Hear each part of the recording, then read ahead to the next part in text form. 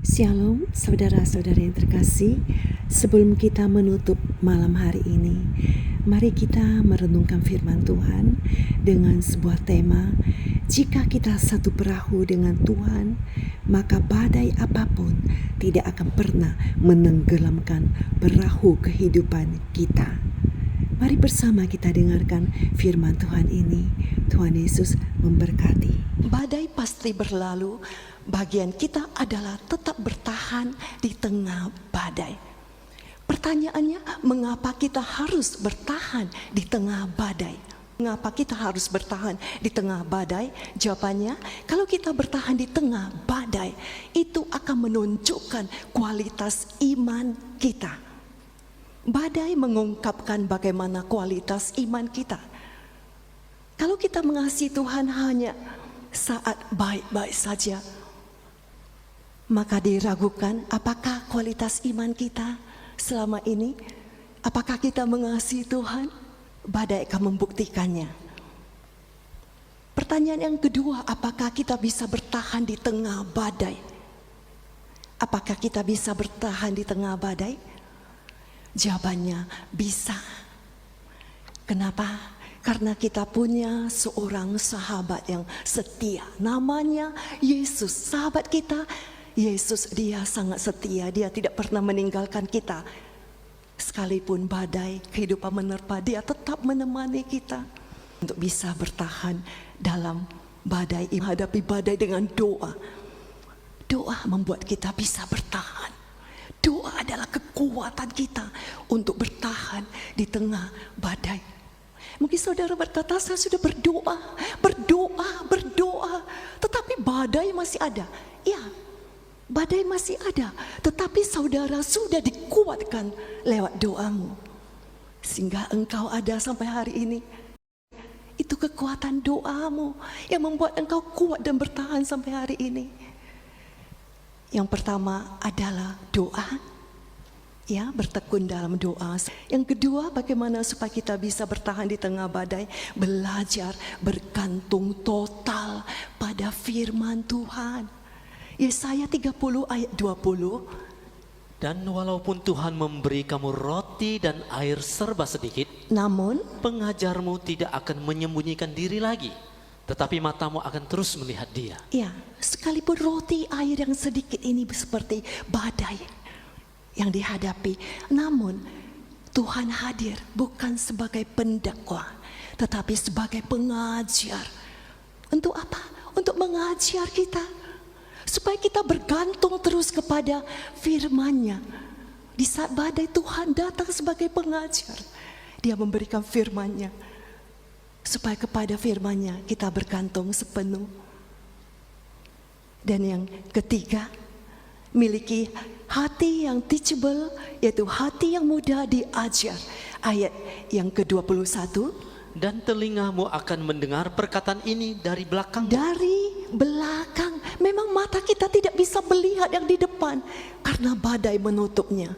Tetapi telinga kita masih bisa mendengar firman. Telinga kita peka terhadap firman dan mau diajar. Itulah kekuatan kita, sehingga kita bisa hidup menurut tuntunan Tuhan, ke kanan atau ke kiri, sehingga kita bisa bertahan sampai badai berlalu. Yang keempat, tetap mentaati. Bagaimana supaya kita bisa bertahan? Tetap mentaati dan memperhatikan firman Tuhan. Kita akan belajar dari Ayub. Ayub ini mengalami badai seperti yang diciri badai yang kedua, ya, sekonyong-konyong datang. Hari itu Ayub masih kaya raya, masih dihormati oleh orang sekitar. Tiba-tiba sekonyong-konyong badai datang. Apakah Ayub bisa bertahan? Coba kita lihat Ayub 6 ayat 11. Apakah kekuatanku sehingga aku sanggup bertahan? Apakah kekuatanku sehingga aku sanggup bertahan? Ayub hampir-hampir tidak bisa bertahan. Hampir-hampir dia menyerah. Ayat yang ke-12. Apakah kekuatanku seperti kekuatan batu? Seperti kekuatan batu, aku tidak kuat, tidak sekuat batu. apakah? Tubuhku dari tembaga. Apakah tubuhku dari tembaga? Tidak, aku manusia biasa. Daging, debu yang lemah. Bagaimana aku bisa bertahan? Pencobaan ini terlalu berat. Badai ini terlalu dahsyat. Dia kehilangan segalanya dalam hitungan waktu yang sejenak itu. Tetapi puji Tuhan, kita melihat Ayub ini luar biasa. Akhirnya dia berhasil bertahan di tengah badai. Mengapa dia bisa bertahan? Ayat 10. Itulah yang masih merupakan penghiburan bagiku.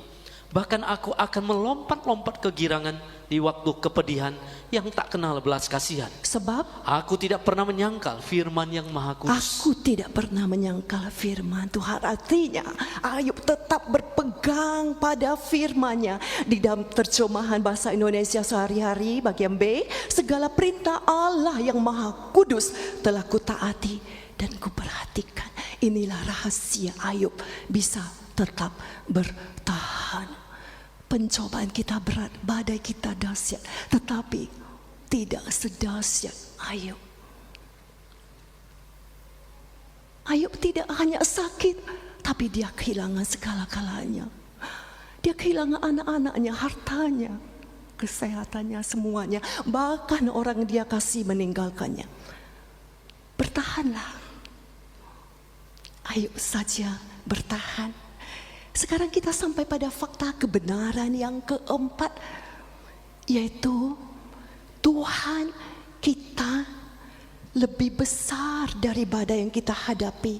Maka badai bukan lagi sesuatu yang menakutkan.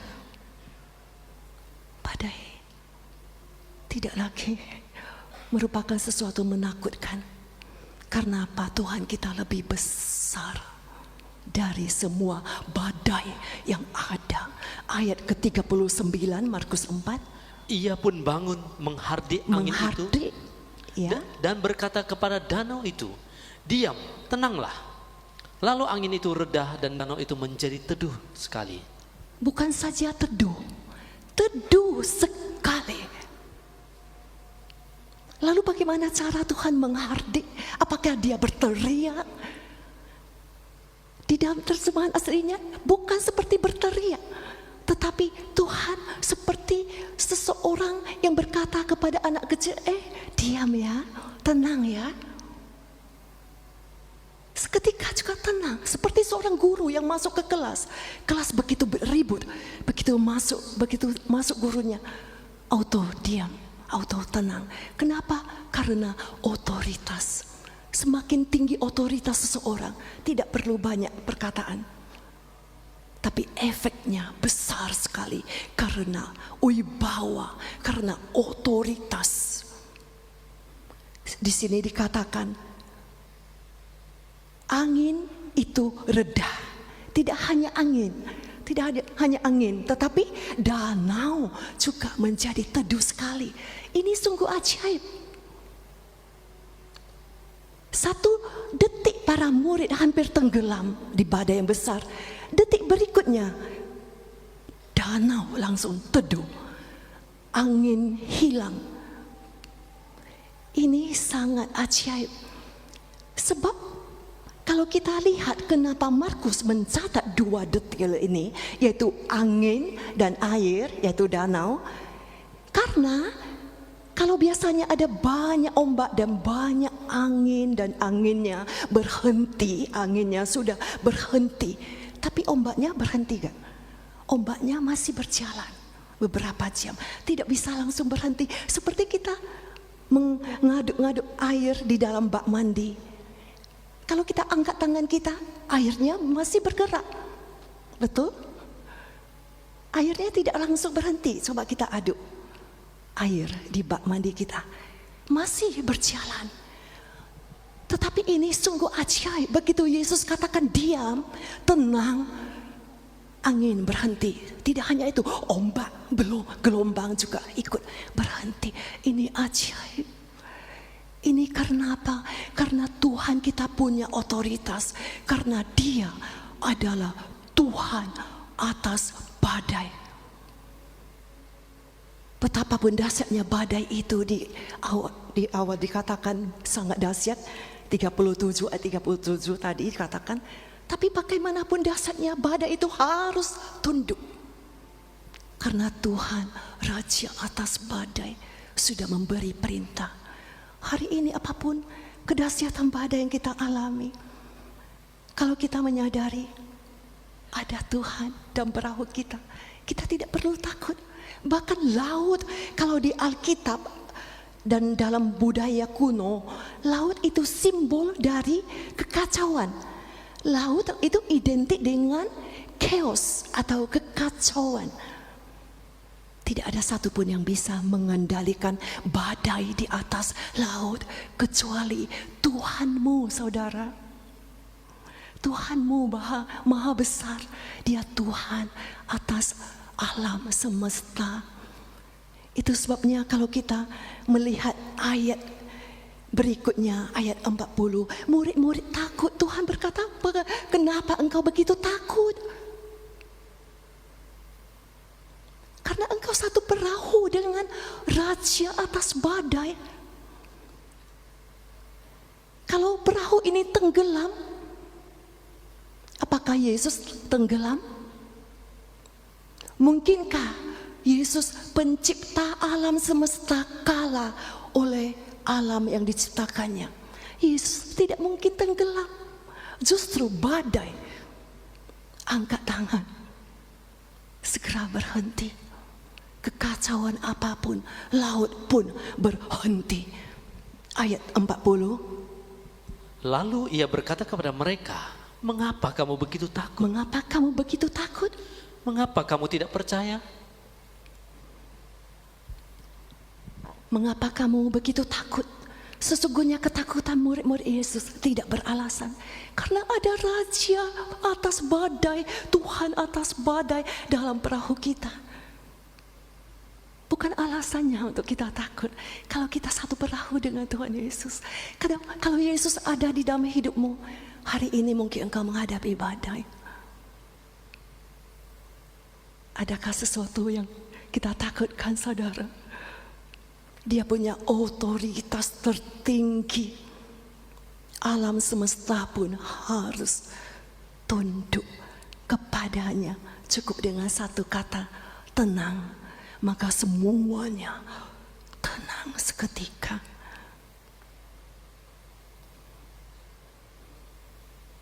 Mengapa kamu takut? Kita tidak punya alasan untuk takut.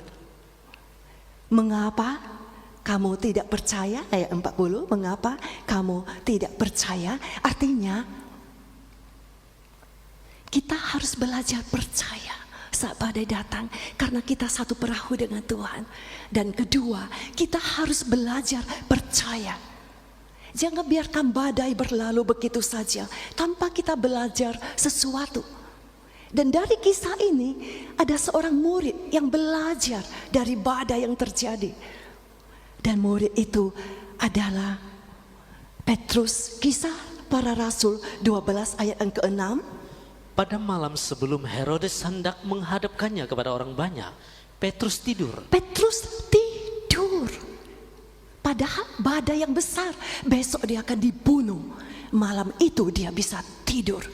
Dia tidak berteriak-teriak, Tuhan, di manakah engkau, badai ini besar? Besok aku akan dibunuh. Dia tidur. Belajar dari siapa? Belajar dari peristiwa di Galilea. Tuhan Yesus tidur di buritan. Saat badai datang, Petrus belajar dari gurunya. Petrus tahu dia satu perahu dengan Tuhannya. Dan tidak mungkin dia binasa kalau ada Yesus di dalam perahu itu. Terima kasih, Tuhan Yesus memberkati semuanya. Shalom dan Immanuel, Tuhan beserta saudara.